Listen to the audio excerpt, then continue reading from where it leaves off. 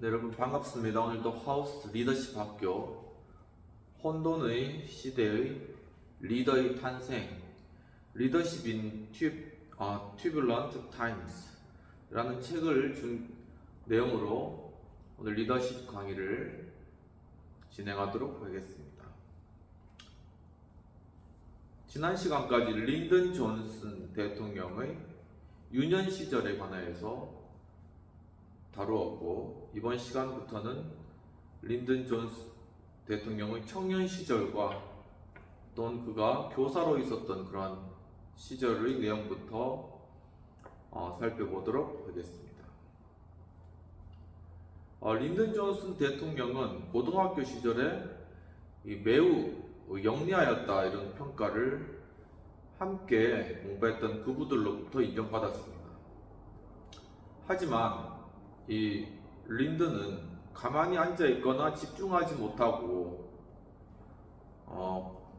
돌아다니는 그런 성격이었던 것 같습니다. 결국 이 린든은 유급을 하게 되고 여름 학기를 마친 뒤에야 고등학교를 졸업할 수가 있었던 것이죠.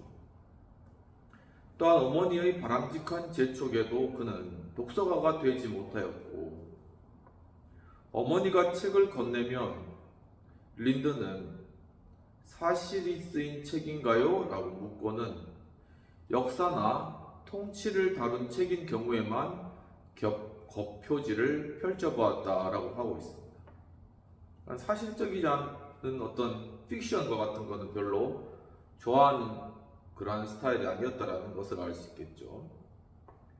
에이브라함 링컨이 항상 학급에서 1등을 하고 자기에게 필적할 만한 지적 능력을 지닌 사람을 만나지 못한 까닭에 확고한 자신감을 얻은 반면에 린든 존슨은 학업 성적이 항상 열등감에 시달렸다고 합니다. 훗날 린든은 아쉬운 말투로 아버지는 나에게 조금만 더 열심히 산다면 하버드나 예일을 다니는 것보다 훨씬 빛날 것이다 라고 입버릇처럼 말했다라고 하면서 아버지의 말을 믿고 싶었지만 왜 그랬는지 몰라도 나는 열심히 살지 못했다라고 이야기를 하고 있습니다.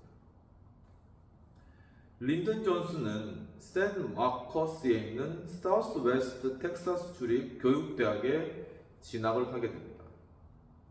당시 룸메이트에게 성공하려면 선두권에 있는 사람들과 가까워져야 해.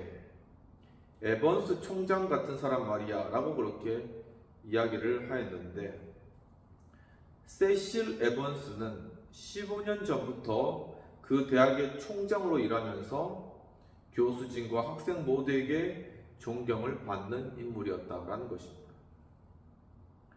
에번스 총장이 무척 바쁘다는 걸 알아낸 존슨은 에번스 총장과 가까워지는 방법은 하나뿐이다. 그분 직속으로 일하는 것이다. 라는 그러한 결론을 내렸다고 합니다. 학교 정책에 따라 도서관과 구내식당, 서점과 행정실, 유지보수부 등에서 학생들에게 시간제 일자리를 주었는데, 린든이 처음 맡은 일은 종이를 줍고 쓰레기를 치우는 청소부였던 것이죠. 대부분의 학생은 일자리를 유지하는 데 필요한 최소 시간을 일했지만 린든은 열정적으로 일하며 짧은 시간에 가장 많은 쓰레기를 치우는 게임을 하기도 하고, 열심히 일한 덕분에 린든은 행정처 건물에서 일하는 청소 팀원으로 승진했다라는 것입니다. 대걸레로 바닥을 닦는 일을 배정받은 린든은 총장실과 연결된 복도를 항상 눈여겨보았는데 마침내 에번스 총장과 대화할 기회를 얻게 된 것이죠. 린든만큼이나 에번스도 젊은 시절에 정치에 현혹이 되었고 언젠가 공직에 출마하겠다는 꿈을 간직하고 있었고, 따라서 에번스는 평소 학생과 교수를 가리지 않고 누구와도 그랬듯이 린든과 주의회의 역할과 다양한 정치인에 대한 이야기를 나누었다라는 것입니다.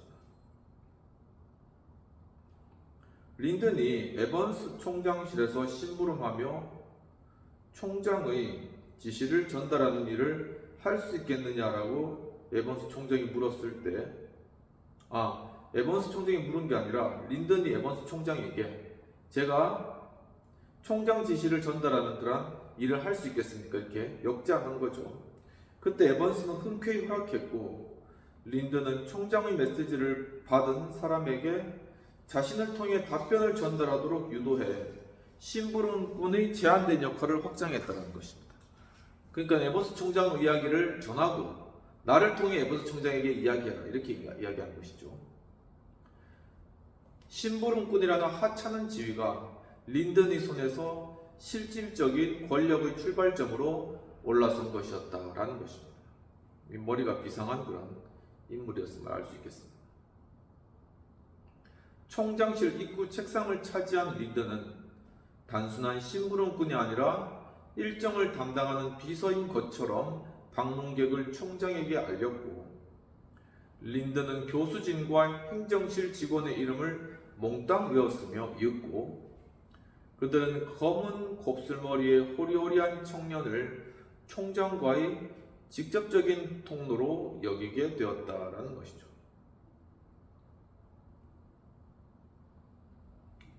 에번스가 주 정치에 대한 린든의 통찰력 있는 관찰에 깊은 인상을 받은 것은 사실이었는데, 주립 대학들에 대한 지원금과 그 밖의 교육적인 문제로 위원회 청문회가 열렸을 때 에번스는 린든을 오스틴에 데려갈 정도였으며, 게다가 에번스는 청문회에 대한 보고서를 작성하는데도 린든의 도움을 원했고, 린든은 각 주의원의 성향만이 아니라 주의회 전체 분위기까지 분석하며 그 역할을 훌륭히 해내었다는 것입니다. 린든이 정치 감각이 있으니까는 에번스가 총장인데 이제 지방의회에 가가지고 학교의 재정이나 행정이나 이런 부분들을 보고해야 될 책임이 있었던 것이죠. 그러니까 이 정치 감각이 있는 린든을 함께 데리고 간 것입니다. 그로부터 오래지 않아 린든은 총장의 정치적 서신을 처리했고, 여러 주정부 기관에 보낼 보고서 초안을 또한 작성했으며, 결국에는 총장 사택에 있는 차고 위 공간을 주거지로 삼고 에버스 총장이 평생 갖지 못한 아들처럼 살았는데, 노 총장에게 사랑과 우정을 아끼지 않았고, 남다른 조직력과 배려로 노인에게는 부담스러운 업무와 책임까지 떠맡을 수 있었다는 것입니다.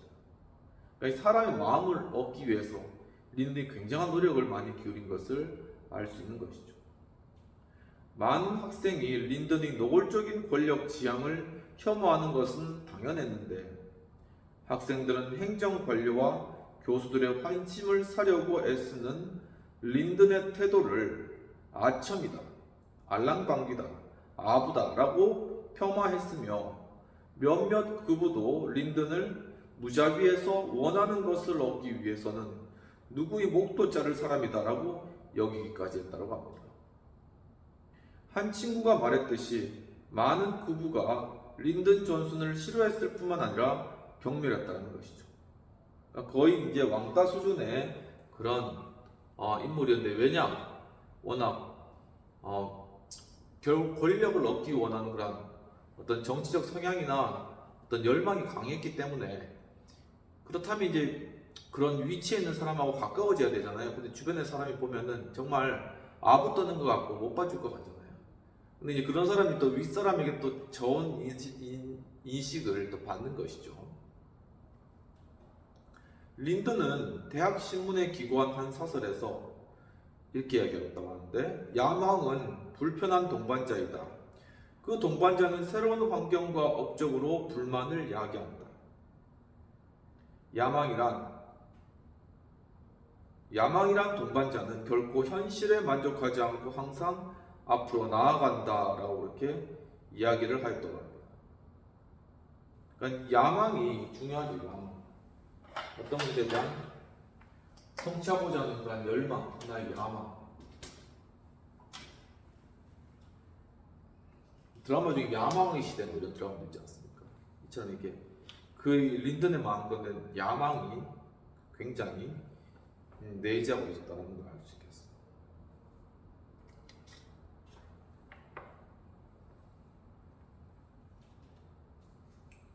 하지만 그는 자신이 다른 사람에게 어떤 인상을 주는지 정확하게 이해하지는 못했는데 요컨대 그는 언제 욕심을 줄여야 하는지를 알지 못했고 자신의 충동적인 에너지가 주변에 어떤 부수적 피해를 가하는지도 깨닫지 못하였다라고 이야기하고 있습니다. 자신을 과장하고 우선시하던 린든의 욕망은 대학 졸업 후 텍사스주 커툴라에서 멕시코계 미국인 초등학교 교장이 되면서 처음으로 더 큰 목적으로 확대되었다는 것입니다. 그러니까 이 린든의 처음에 이제 야망이 이렇게 쭉 자신 내면에 이렇게 있었는데 이것이 이렇게 점점 커져가고 있어요. 자신이 이제 가는 곳마다 자신의 야망이 이렇게 드러나는 것이죠. 이게 이제 자신의 어떤 학교에 이제 교사로 가가지고는 이 야망이 이제 학교를 변화시키겠다라는 그런 열망으로 바뀌어지는 것이죠.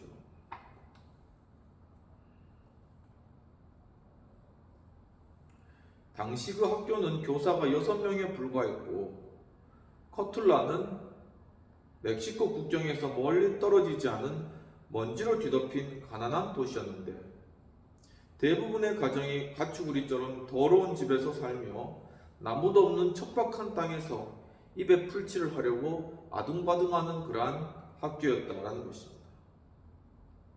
이 린든이 교장이 되면서 처음으로 권위 있는 지위에 오르자 그러니까 이게 처음으로 린든이 교장이라는 하나의 권위를 가지게 된 것이죠. 교장.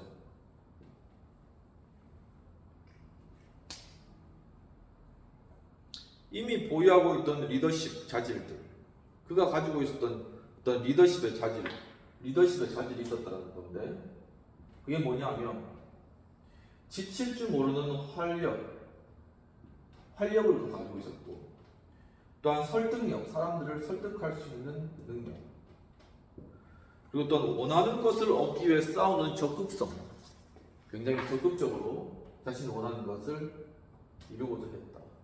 그리고 직관력, 어떤 문제를 그냥 보면은 그 어떻게 해결해야 될지 그냥 직관적으로 아는 거예요. 그리고 진취력, 앞으로 나아가려고 하는 그러한 성향, 그리고 기획력, 어떤 것을 새롭게 기획하고 그것을 성취하고자 하는 바로 이러한 지칠 줄 모르는 활력과 이건 힘이죠. 그리고 설득력과 적극성, 직관력, 진취성, 그리고 기획력까지 이러한 리더십이 바로 우리가 교장이라는 권위를 통해서 분출되어 나왔다는 것입니다. 바로 이러한 것을 10분 활용해서 학생에게 삶을 개선할 기회를 주려고 힘썼다라는 것이죠.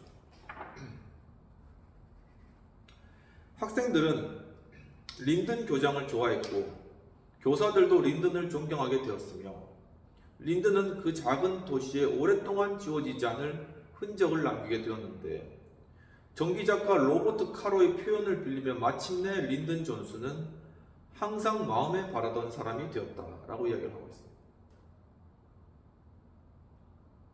그러니까 스스로가 내가 이런 사람이 되었으면 좋겠다라는 그런 스스로에서 바라는 그러한 사람이 이제 자신이 어떤 교장이라는 권위를 입고 자신의 리더십을 발휘하면서 이게 발현됐다라는 것이죠. 노련한 멘토의 뜻에 부응하며 권력을 어줍지 않게 행사하지 않았고 동료들과 무자비하게 경쟁하지도 않았는데 린든은 텍사스 남부에 위치한 그 작은 도시에 소외되고 박탈된 사람들에게 희망을 주고 그들의 삶의 조건을 향상시키려고 애썼을 뿐이었다. 그러니까 그의 어떤 열망이라는 것이 더욱더 확대되고 더욱더 강화되었는데 그것이 사람들에게 희망을 주고 꿈을 주고 사람들을 키워주는 방향으로 되었기 때문에 굉장히 긍정적인 방향으로 분출되었다는 것입니다. 학생들에게 감정이입을 한 까닭에 린든은 더욱더 노력했는데 린든은 훗날 당시를 회상하며 학생들은 가난해서 아침을 먹지 못해 굶주린 채 등교할 때가 많았다. 학생들은 어렸음에도 편견의 아픔을 겪고 있었다라고 이야기했다고 합니다. 그러니까 리더십의 중요한 자질 중에 또 하나가 공감. 사람들과 마음을 함께하는 공감 능력을 그가 크게 가지고 있었다는 걸 알 수 있겠죠. 그것을 위해서는 감정이입이 필요하다는 것이죠. 과외 활동에 대한 교육부의 지원이 없었기 때문에 린든은 첫날 봉급의 절반을 운동 장비를 구입하는 데 썼고 트랙과 필드, 육상 및 야구와 배구 연습을 위한 비용을 학교 예산에 포함시키려고 학교 운영위원회를 계속 윽박질렀다라고 얘기하고 있습니다. 학교의 성장을 위해 가지고 막 윽박지르기도 하고 설득하기도 하고 해서 자신의 리더십을 10분 활용한 것이죠. 린든은 교장으로 행정적 책임을 다하는 동시에 혼자 여러 악기를 연주하는 거리 악사처럼 5학년, 6학년, 7학년을 담당했고 토론법까지 가르쳤다고 합니다. 또한 심지어 소프트볼 코치와 연극 연출과 합창단 단장까지 역할을 총체적으로 감당한 것이죠. 처음에는 학생들이 자기들끼리 연습하고 경쟁하도록 했지만 곧이어 그 지역의 다른 학교들과 경쟁하기도 했다라는 것입니다. 수십 년이 지난 지금도 린든이 그 학교에 남긴 영향이 엄청나다는 걸 증언하는 목소리가 많은데 마누엘 산체스는 린든 존슨은 어떤 교사보다 학생들을 존중했다라고 증언하고 있다고 합니다. 또 다른 학생은 그분은 우리에게 공부를 시켰다. 우리에게 공부해야 할 이유를 깨닫게 해준 선생님이었다. 우리는 공부하는 게 그분과 우리 자신을 위한 의무라고 느꼈다라고 기억했다고 합니다. 그러니까 열정적으로 이렇게 아이들에게 공부를 시키고 또 공부를 할 수 있는 동기력을 부여하고 이런 것이 교사가 아니겠습니까? 바로 그렇게 했다라는 것이죠. 린든 존슨은 학생들이 숙제를 끝내지 않으면 학교에 붙잡아 두었는데 존슨은 엄격한 선생이었고 학생들은 모두 존슨의 원칙을 따랐는데 존슨은 현실적이고 친절했다라는 것이죠. 현실에 기반한 리더십을 가지고 있었다는 것입니다. 시간이 지난 뒤 학생들은 자신들에게 그처럼 많은 것을 요구한 존슨에게 감사했는데 그 도시에서 린든 존슨보다 치열하게 일한 사람은 없었다는 것이죠. 그는 가장 먼저 출근했고 가장 늦게 퇴근했으며 한 동료 교사는 그가 이른바 여가 시간이라는 것을 자신에게 허락하지 않았다라고 이야기했다고 합니다. 그럼 이까지 하고 비평 및 토의를 살펴보도록 하겠습니다. 필자는 린든 존슨의 그치지 않은 열정과 야망에 대해 그의 대학 시절과 교사로서의 모습을 통해 잘 그리고 있다는 것입니다. 과연 리더십에서 열정과 야망의 역할은 무엇일까라는 것이죠. 이 야망 그리고 야망에 따른 이 열정 이것은 다른 사람들을 변화시키기 위한 하나의 인플루언스, 영향력이라는 것이죠. 바로 이 영향력을 통하여서 이 열정적으로 자신의 야망을 실현해 나가는데 린든 존슨과 같이 이거를 긍정적인 방향으로 실현해 나가는 것이 중요하다는 것입니다. 그러니까 이 야망을 이루고자 하는 열정은 리더십에 있어서는 어떻게 보면 하나의 기본적인 자질 같아요. 세상을 바꾸고자 하는 마음이 있어야지 바꾸는 것이고 사람들을 돕고자 하는 마음이 있어야 돕는 것이고 그리고 그것을 또한 열심히 해야 되는 것이고 그렇기 때문에 이게 하나의 큰 자질이고 중요한 건 바로 이러한 자질들이 긍정적인 방향으로 나아갈 수 있도록 하는 것 그것을 바로 그 방향으로 맞추어서 자신의 어떤 리더십을 발현시키는 것 이것이 관건이고 이것이 중요하다라는 것입니다. 그러니까 어떻게 보면 이 야망과 열정은 약간의 선천적인 측면도 있을 것 같습니다. 바로 이런 잠재력을 가진 아이들을 발견해 나가고 그 아이들이 바른 리더십으로 서기 위해서는 어렸을 적부터 바로 이런 린던 존스가 교사로 있었어요. 그래서 아이들을 그렇게 도왔던 그런 것과 같이 어렸을 때부터 아이들에게 올바른 가치관을 심어주고 그 방향을 제대로 설정해줄 그러한 교육이 바로 중요하다라는 것을 알 수 있는 것이죠. 이처럼 리더십 교육의 필요성은 바로 모든 세대에 걸쳐 중요한 의미를 가지고 있다라는 것입니다. 여러분도 한번 리더십에서 과연 열정과 야망의 역할이 무엇인가 하는 것을 한번 생각해 보시면 좋을 것 같습니다. 여기까지 하고 이제 린던 존슨의 정치적 리더십에 발현되는 그런 부분들 살펴보도록 하겠습니다.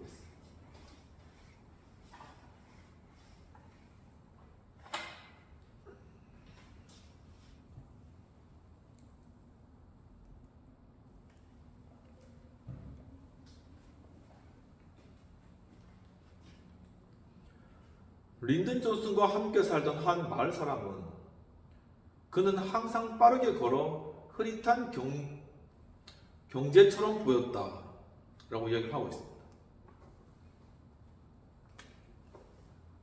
지칠 줄 모르는 활력, 끝없는 야망, 조직적으로 일하려는 강박증은 그 자신보다 더 큰 무언가로 이어졌는데 그가 추구하던 성공이 학생들의 삶을 바꿔놓겠다는 강렬한 욕망과 맞아 떨어졌다라는 것이죠. 바로 성공에 대한 성공과 하나의 아이들에 대한 어떤 욕망, 이것이 딱 맞아서 떨어져가지고 아주 리더십의 극대화, 리더십의 이런 결과를 낳았다는 것입니다. 나는 학생의 내적 욕망을 자극해서라도 미래를 향한 믿음과 야망으로 그들의 영혼을 가득 채우겠다라고 다짐했다는 것입니다. 그러니까 자신과 같은 사람을 이 아이들이 만들겠다. 이 아이들을 자신과 같이 만들겠다. 그건 무엇을 의미합니까? 자신에 대해 만족하고 자신과 같이 살아야 되겠다는 그런 강한 소신과 믿음을 가지고 있는 것이죠. 바로 그러한 강한 소신과 믿음과 확신이 바로 리더십을 통해 아이들에게 전달되면 이 아이들도 그렇게 변화한다는 것입니다. 이것이 하나의 트랜스포메이셔널 리더십, 변형적인 리더십인 것이죠. 이 세상에서 성공하는 데 필요한 것을 학생들에게 쥐어주고 학생들이 학업을 무사히 마치도록 돕겠다고 결심했다고 합니다. 그러면 나머지 문제는 자연스레 해결될 것이라고 그는 믿었던 것이죠. 존슨이 커툴라에서 멕시코계 미국인 어린아이들을 가르치며 보낸 1년은 그의 삶을 바꾸어 놓았는데 존슨은 그 시기로 되돌아갔으며 오랜 시간이 지난 뒤에도 내 교실에 앉아있던 아이들의 얼굴이 지금도 생생하다라고 말했을 정도였다고 합니다. 이런 모습은 다른 종류의 리더십, 즉 그가 전에는 전혀 보이지 않았던 공감 능력과 관대함에 근거한 리더십의 과시였다. 그러니까 그의 리더십은 바로 그가 가진 이 리더십은 사람들에게 공감할 수 있는 공감 능력과 어떤 관대함에 기반한 그러한 리더십이었다라는 것을 알 수 있습니다.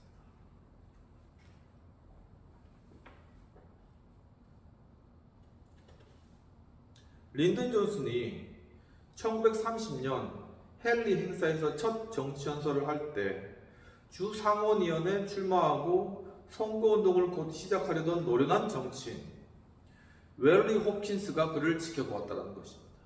하나의 정치적 도약이 된 하나의 계기인 것이죠.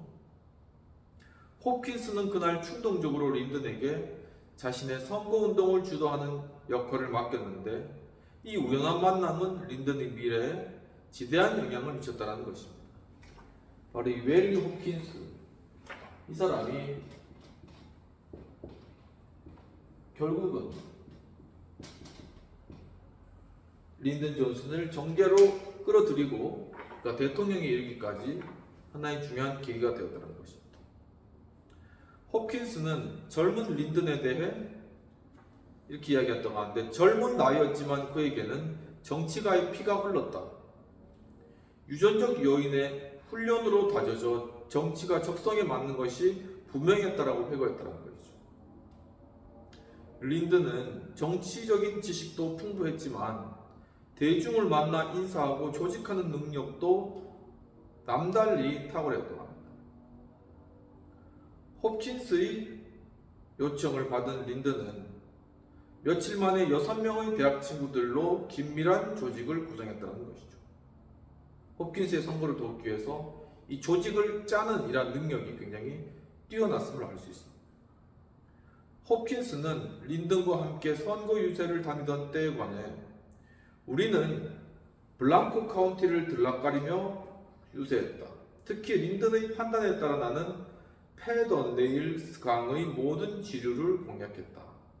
린든은 그 지역을 잘 알았고 지역민들과도 좋은 관계를 맺고 있어 그의 판단은 거의 완벽한 것이었다라고 회고했다고 합니다. 굉장히 정치적인 어떤 해안이 굉장히 뛰어난 그런 인물인 것을 알 수 있는 것이죠. 지독한 피로에도 린든은 표를 얻기 위해 시골 지역을 샅샅이 뒤지고 다녔는데 비포장도로 끝에 위치한 한 집도 간과하지 않았고, 호킨스는 린든이 자기에게 마른 강바닥에 서서 세 사람 어떤 부부와 그들의 친척을 상대로 10분 동안 연설을 하도록 했다고 하며 껄껄 웃기도 했다. 강바닥 위에서 이 세 사람 놓고 10분 동안 연설해라, 이렇게 린든이 옆에서 부추긴 것이죠. 이처럼 작은 것도 놓치지 않은 노력에는 보상이 있었는데 호킨스는 압도적인 승리를 거두었고 이것에 대해서 전적으로 린든 덕분에 승리한 것이었다라고 하며 존슨에게 고마워했는데, 그 후로 샌 마커스에는 이 지역의 누구보다 정치에 대해 많이 아는 원더키드가 있다라는 그런 소문이 퍼져갔다고 하네요. 린든 존슨의 소문이 이제는 일파만파 퍼지게 되었다는 것입니다. 린든은 정계에서 정식으로 입문할 태세를 갖추었지만 시대는 그의 편이 아니었다는 것이죠. 대공황으로 정부에서 일할 기회를 얻지 못하였으며 그 대신 샘 휴스턴 고등학교에서 오랫동안 역사 주임 교사로 재직하던 삼촌 조지 존스의 주선으로 연설과 토론을 가르치는 교사직을 얻게 되었다는 것입니다. 샘 휴스턴 고등학교에 출근한 첫날 린든은 토론팀에게 원대한 목표를 제시했다고 합니다. 그러니까 이 고등학교끼리 대항하는 토론팀 이런 게 있었나 봐요. 그러니까 정치 토론 같은 거를 활발하게 하면서 이제 점수를 매겨서 이제 토너먼트식으로 올라가는 그런 토론에 대한 게임, 하나의 경기인 것이죠. 그때까지 토론팀은 이웃 학교와의 경쟁에서 한 번도 승리한 적이 없었는데 린든은 토론팀에게 학교 역사상 처음으로 시와 지역대회에서 우승하는 데 만족하지 않고 주 대회까지 진출할 것을 호언장담했다고 합니다. 그와 동시에 린든은 토론 대회 전에 팀의 야망을 드높이겠다는 심리적 목표도 세운 것이죠. 그러니까 이 토론팀의 마음 가운데 그 야망을 불러일으키고 그것을 통해서 이 팀이 전체가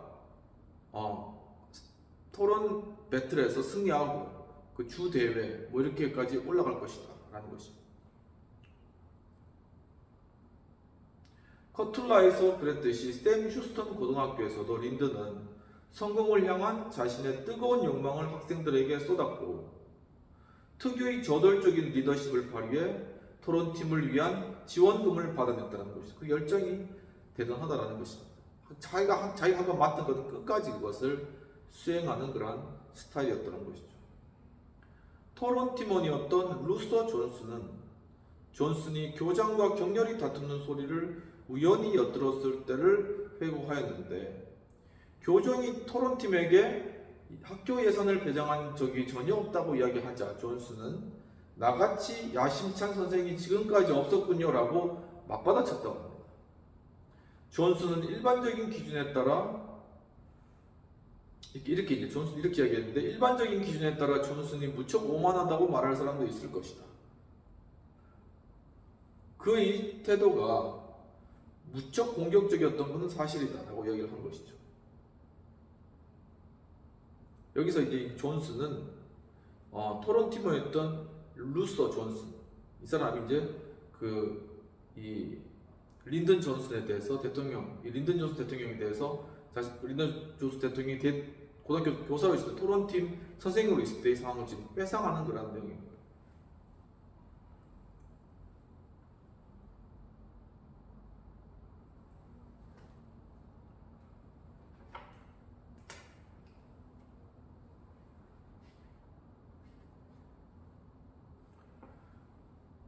그러면서 그에게는 일반적인 환경에서 사람들이 시도할 생각조차 못하는 것을 해내는 능력이 있다라고 얘기하는 것이죠. 잠재적인 능력을 가지고 있는 그런 인물이었다는 것이죠. 린든은 학생들에게 인간 발전기, 바지를 입은 증기기관으로 보였다고 합니다. 하나의 증기기관차처럼 끝을 모르고 그냥 달려가는 바로 그러한 이미지 있잖아요. 그의 근면함과 끝없는 열정은 학생들에게 금세 전염되었으며 바로 이런 한 사람이 있으면 이게 전염되어서 점점 더 긍정적인 시너지 효과를 낳는 것이죠. 이것이 바로 리더십 하나의 모습이다라는 것입니다. 출근 첫날부터 린든은 토론 팀원들에게 친구들 앞에 서서 짐승 소리를 내게 했는데 남의 시선을 의식하는 수줍음과 불안감을 없애기 위한 훈련이었다. 그러니까 아예 짐승 소리를 내라. 사람 소리 못 낼 것 같으면 소소리나 늑대 소리 내면 이렇게 얘기하는 거예요. 그러면서 이 마음의 두려움을 벗겨내는 이러한 작업들을 했다는 것입니다. 토론 팀원이었던 짐 레티머는 그는 다양한 방법으로 우리를 자극했다. 당면한 과제를 두고 도서관에서 충분한 시간을 공부하지 않았다는 좌괴감을 느끼게 하거나 반대로 우리를 남들에게 터무니없이 자랑해 우리가 스스로 더 많은 노력을 하도록 유도했다라고 이야기했던 것입니다. 그럼 비평되는 내용들을 살펴보도록 하겠습니다. 필자는 린든 존슨의 정치적 리더십으로서의 모습을 웰리 홉킨스의 선거에 참여한 모습을 통해 잘 그려내고 있다고 보여집니다. 아울러 그의 근면하고 열정적인 모습이 그가 재직한 샘 휴스턴 고등학교의 토론대회 참가를 통해 실제적으로 잘 나타내 보이고 있다는 것이죠. 그렇다면 토론된 내용으로는 본능적으로 정치적 리더십이라는 것이 존재하는가? 그리고 근면함이 리더십에서 중요한 이유는 한마디로 리더십은 타고나는가? 아니면 노력을 통해 되는가? 라는 것이죠. 근데 제 생각에는 이게 한 반반 정도 있는 것 같아요. 정말 이 정치적 감각을 가지고 또한 어떤 야망을 가진 그러한 선천적인 그런 사람이 있는 것 같아요. 하지만은 그럼에도 불구하고 이것을 그냥 싹키고 그냥 매장해버린 사람이 있냐면은 자신에게 있는 작은 어떤 리더십적 기질이라도 그것을 근면하게 끝까지 밀고 나가서 결국 어떤 스스로의 리더십의 영역을 확장시키고 정말 진정한 리더로서 거듭나고 세워진 이런 케이스도 굉장히 많이 있다는 것이죠. 그렇기 때문에 선천적인 소질 하나만 믿고 가서는 안 된다는 것입니다. 정말 이 리더십은 사람들을 이끌고 그게 하루만 하는 게 아니잖아요. 뭐 대통령 같은 경우는 5년을 해야 되는 것이고 국회의원 같은 경우에도 그렇게 해야 되고 그러니까 장기간 사람들을 아주 꾸준하게 이끌어 가야 되기 때문에 그리고 전체의 어떤 국가를 또한 인내심 있게 끌어가기 때문에 굉장한 근면함과 인내심이 필요한 것이 바로 리더십이라는 것입니다. 그러니까 가장 어떻게 보면 리더십의 핵심되는 그런 요소가 근면함, 인내 이런 부분들이라고 할 수 있는 것이죠. 마치 거북이 같이 장기 안 부리고 끝까지 걸어갈 수 있는 그런 스타일이 필요하다는 것입니다. 여기까지 하고 이제 린든 존슨이 어떤 정격 활동의 시작에 대한 내용들을 한번 살펴보도록 하겠습니다.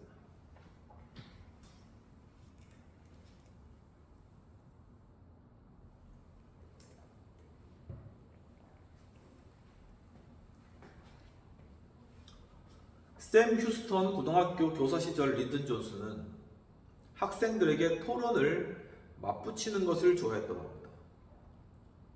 레티머는 레티머가 하는 이야기인데 그가 그런 기법을 본능적으로 생각해낸 것이 분명하다. 그 전에는 물론이고 그 후에도 나에게 그런 식으로 동기부여한 선생님은 없었다. 그가 우리 중 누군가에게 건물 옥상에 올라가 뛰어내리라고 했다면 우리 모두 앞다투어 그렇게 했을 것이다 라고 회상했다.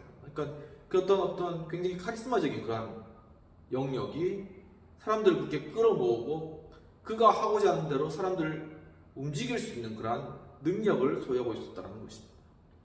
린든 존슨은 학생들에게 이야기를 전개하는 기술을 가르쳤는데 그 기술은 성공적인 토론의 열쇠가 됐으며 학생들에게 우렁찬 목소리로 과장되게 말하는 법을 가르친 과거의 웅변 선생과는 달리 린든은 구체적인 이야기로 논점을 분명히 제시하는 대화식 토론법을 강조했다는 것이죠.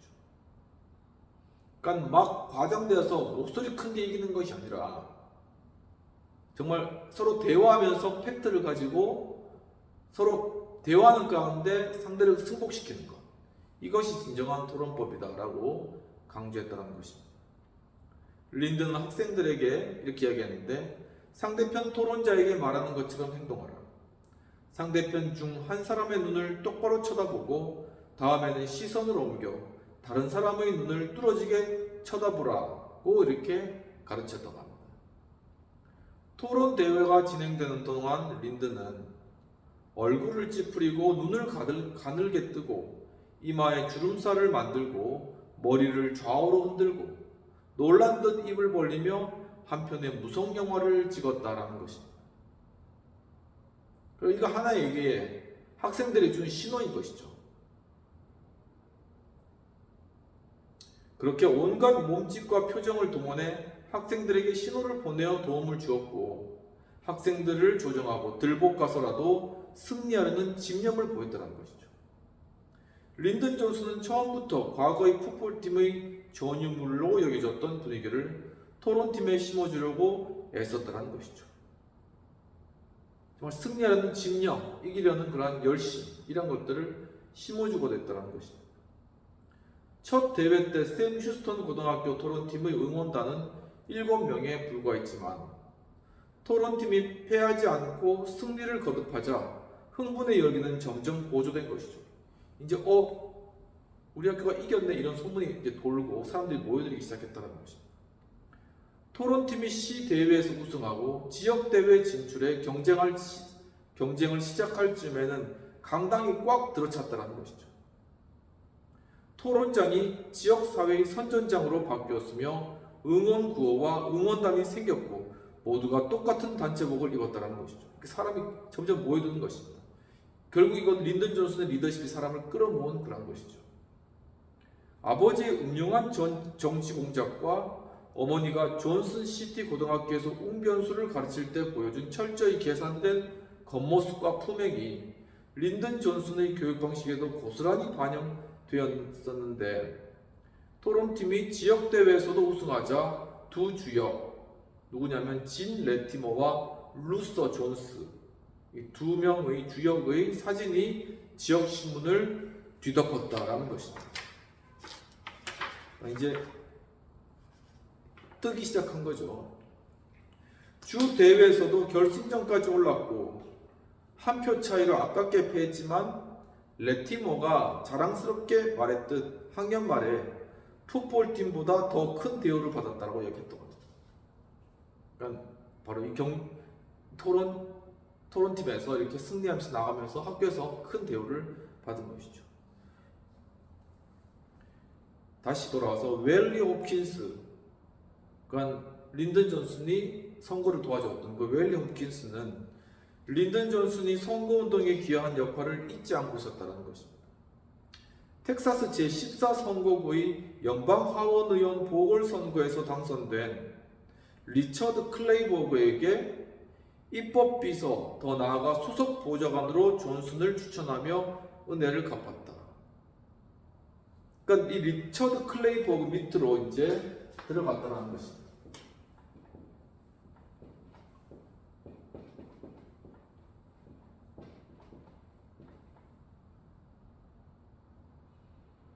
그러니까 이건 연방 하원의원, 우리나라는 국회의원이죠. 국회의원의 입법비서, 그리고 나중에 수석 보좌관 이렇게 이제 정치로 가는 길을 터줄 것이죠. 이렇게 그 밑에 가서 이제 일을 하라 추천을 한 것입니다. 클레이버그는 존슨을 만나자마자 지체 없이 비서직을 제안했고, 그리고 며칠 후 두 사람은 특별 객차를 타고 워싱턴으로 향해 이틀간의 여정을 시작했다고 합니다. 존슨은 당시를 이렇게 회상하였다고 하는데, 그날 하루 종일 나는 흥분감과 불안감을 떨치지 못했지만 슬프기도 했다. 미래의 모험을 맞이하기 위해 고향을 떠나야 할 시간이었다. 어른이 된 기분이었지만 내 마음은 계속 시간을 거슬러 올라갔다.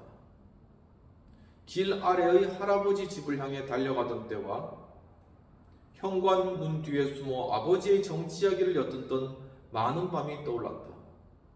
아버지가 집을 비웠을 때 어머니와 함께한 저녁도 기억났다. 그 모든 것을 두고 떠나야 했다라는 것이죠. 린든 존슨에게 운명인 듯한 목적지가 있다면 그곳은 바로 워싱턴 DC였는데, 그는 워싱턴의 복잡한 구조를 완벽하게 습득하고 샌 마커스의 대학, 커툴라, 샘 휴스턴 고등학교에서 그랬듯이 그 도시도 완벽하게 지배하고 싶었다라는 것입니다. 어디에 가든지 린든 존슨이 자신의 리더십을 발휘하고 싶었다라는 것이죠. 존슨은 의사당의 둥근 지붕을 바라보며 언젠가 반드시 연방 하원 의원이 되겠다고 맹세했다고 합니다. 굉장히 야망이 큰 사람이죠. 야망이 없었다고 말하지는 않겠다. 내가 마주치는 대다수 사람이 적어도 하원 의원이고 상원 의원이고 국무위원일 가능성도 있다는 걸 생각하자 가슴이 두근댔다. 그곳에는 권력의 냄새가 났다라고 이야기했다고 합니다. 굉장히 권력 지향적이죠.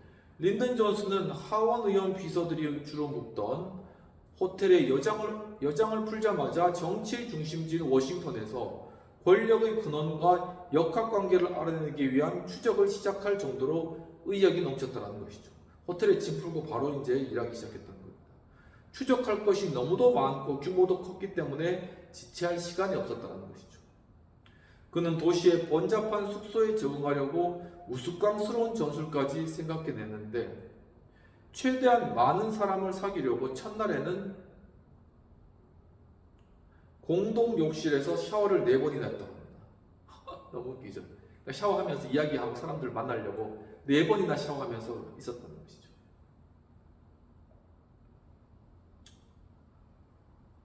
그리고 또한 이튿날 아침에는 10분마다 이를 닦았다는 거예요. 그러니까 화장실 가서 10분마다 입 닦으면서 사람들 만나서 이야기하려고 하는 것이죠. 유용한 정보원을 가려내기 위한 노력의 일환이었는데, 한 입법 비서가 말했듯 그 깡마른 청년은 정말 아무것도 모르는 애송이었다. 하지만 수개월도 채 지나지 않아 그는 20년 동안 이곳에서 잔뼈가 굵은 사람보다 워싱턴이 돌아가는 방식을 더 정확히 파악했다라고 이야기하는 것입니다. 처음으로 부하 직원을 관리하게 이제 되었을 때 린든 존슨은 자신의 눈으로 근면성을 확인한 청년들로 두 자리를 채웠는데 누구를 채웠냐? 샘 휴스턴 고등학교에서 토론 능력을 발휘한 두 주역 진 레티머와 루서 존스를 그 자리에 앉혔다는 것이죠. 존슨은 당시를 이렇게 회고했다고 합니다. 린든 존슨은 완벽함을 요구했기 때문에 함께 일하기 힘든 사람이었다는 것이죠.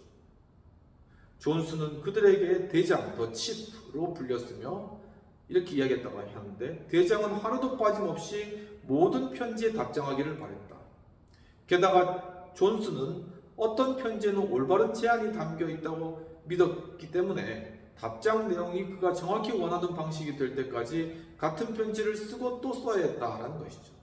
밑에서 일하기 힘들었다는 겁니다. 어느 토요일 저녁, 존슨은 저녁 식사를 끝내고 사무실로 돌아왔는데 레티머와 존스가 보이지 않았다는 것이죠. 영화를 보고 9시에 되돌아오겠다는 쪽지가 책상 위에 놓여 있었다는 것입니다. 존슨은 더미를 뒤적거려서 아직 답장하지 않은 편지를 찾아냈다.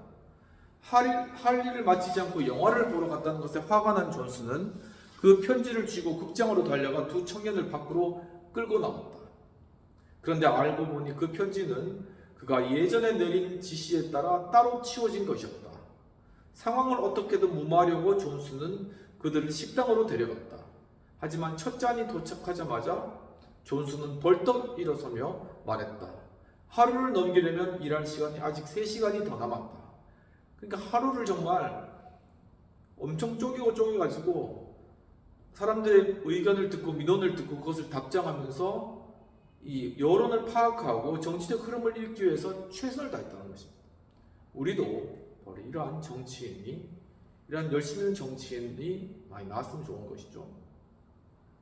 평론가들은 존슨이 부하 직원들을 무자비하게 다뤘다고 흔히 썼지만 오히려 레티머는 이렇게 이야기했다. 대장은 자신과 가까운 사람들에게 무척 감상적이었다라고 반백했다고 합니다. 부하 직원은 존슨의 가족이 되는 대가로 헌신과 무조건적인 충성보다 개인적인 시간과 공간을 포기하는 쪽을 택했으며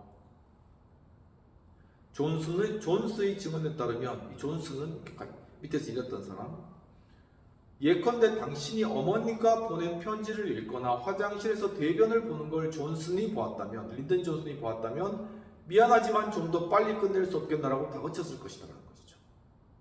그만큼 사람들 다그쳐가지고 어떤 일을 하게 만드는 그러한 굉장히 어떤 카리스마적인 그런 인물이었다는 것을 알 수 있겠습니다.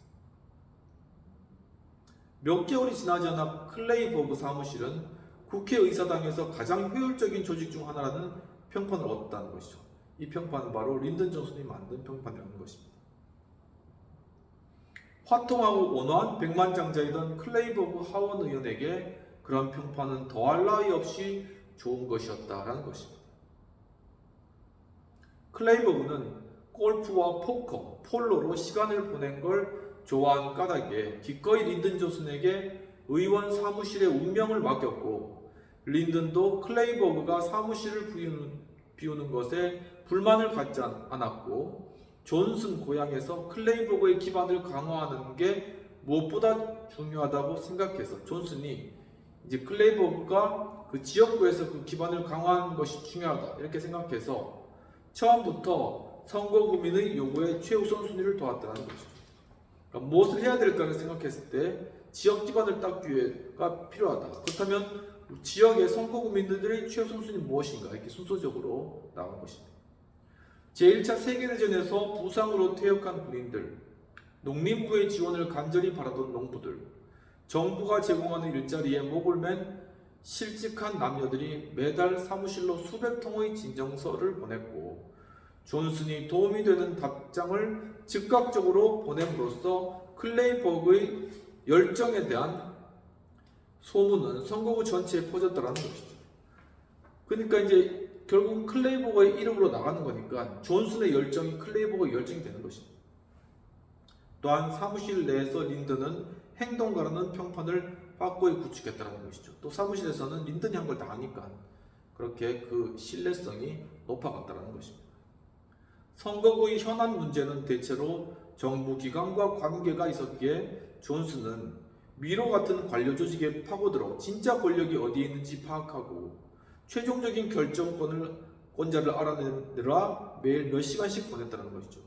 사람 많은 것 같지만 실제적으로 이걸 결정하는 사람은 한 명 아니면 2명, 결정권자는 따로 있다는 것입니다. 그것을 파악하는 것, 그것이 관건이라고 생각한 것이죠.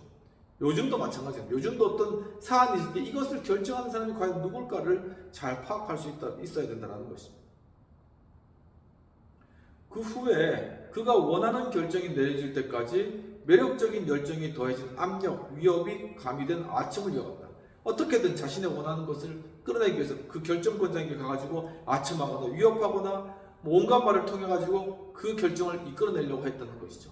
굉장한 어떤 야망과 열정이 있는 사람인 것을 알 수 있습니다. 존슨은 모든 문제에는 해결책이 있다라고 굳게 믿었다고 합니다. 바로 이러한 해결을 할 수 있다는 그런 가능성이 있다는 믿음, 이것이 있었기 때문에 그는 포기하지 않고 계속적으로 바로 이러한 일들을 수행해 나간 것이죠. 비평 및 토의에 대한 내용들을 살펴보도록 하겠습니다. 필자는 린든 존슨의 워싱턴에서의 생활을 생동감 있게 그려내고 있는데, 특히 한 끼라는 레티머와 존슨이 극장에 간 일화를 통해 린든 존슨이 얼마나 일에 대한 열정과 근성이 있는지를 잘 보여주고 있다고 보여집니다. 그렇다면 토의된 내용으로 정치적 리더십에 있어서 이처럼 집요하게 목표를 추구하는 성향이 끼칠 장단점과 그 효과는, 정치적 리더십에 있어서 이러한 집요함, 목표를 추구하는 그러한 성향, 이것이 과연 무엇이 장점일까요? 결국 그것은 정치적인 목적을 이루어낼 수가 있다는 것이죠. 그리고 특히나 자신의 선거 국민에 대해서도 그들이 원하는 자신의 야망뿐만 아니라 사람들이 원하는 욕구를 집요하게 추구하여서 그것을 만족시켜 줌으로써 정치적 기반을 다질 수 있다는 것이죠. 그런데 이렇게 집요하게 목표를 추구하다가 자칫 잘못하면은 불법적인 방법이나 아니면은 도리어 상대편과의 협상 가운데 회유에 빠질 수가 있기 때문에 이 부분은 상당한 단점이다 라는 부분들을 한번 생각해 볼 수 있겠습니다. 그럼 최종적으로 효과는 무엇일까? 그러니까 이것이 장단점이 있지만 정치 리더십이 집요하게 어떤 문제를 물고 끝까지 늘어짐으로 말미암아 목표를 추구하는 것은 장점이 더 많고, 그리고 이것은 정치 리더십이 특히 중요하다는 것이죠. 윌리엄 윌버포스, 영국의 정치인이고 영국에서 노예 제도를 폐지한 인물인 것이죠. 그는 평생에 걸쳐가지고 이 하나의 법안을 들고 집요하게 물고 늘어졌다는 것입니다. 그래서 결국은 수많은 그러한 노예들 영국 땅에서 해방시킬 뿐만 아니라 노예 상인들에게 영국 예산의 3분의 1을 들여가지고 그들에게 보상을 해주는 이런 아주 놀라운 일들까지 이룬 것이죠. 이처럼 우리가 하나의 소명의식과 어떤 목표에 대한 열정, 이것이 정치적 리더십에 꼭 필요하고, 이것을 이루기 위해 가지고 정말 인내를 가지고 근면하게 끝까지 해나가는 것, 이것이 우리 정치 현실 가운데서도 필요한 부분들이 아닌가라는 그러한 생각들을 한번 되짚어보는 시간이었습니다. 장시간 동안 이렇게 리더십 강의 들어주신 여러분 감사합니다. 다음 시간에 린든 존스의 정치적 그런 활동들에 대해서 좀 더 살펴보는 시간을 가지도록 하겠습니다. 이제 11월인데 또 이제 한 해를 정리하는 그런 시간, 또 11월 유익하게 잘 보내시고, 또 아직 가을이 지나가지 않았는데 이 가을 남은 시간들 참 또 마음에 또 풍성함과 여유를 가지고 또 마음 가운데 즐겁게 또 한 주 잘 보내시고, 또 하시는 모든 일들 가운데도 참 형통하시기를 기원합니다. 감사합니다.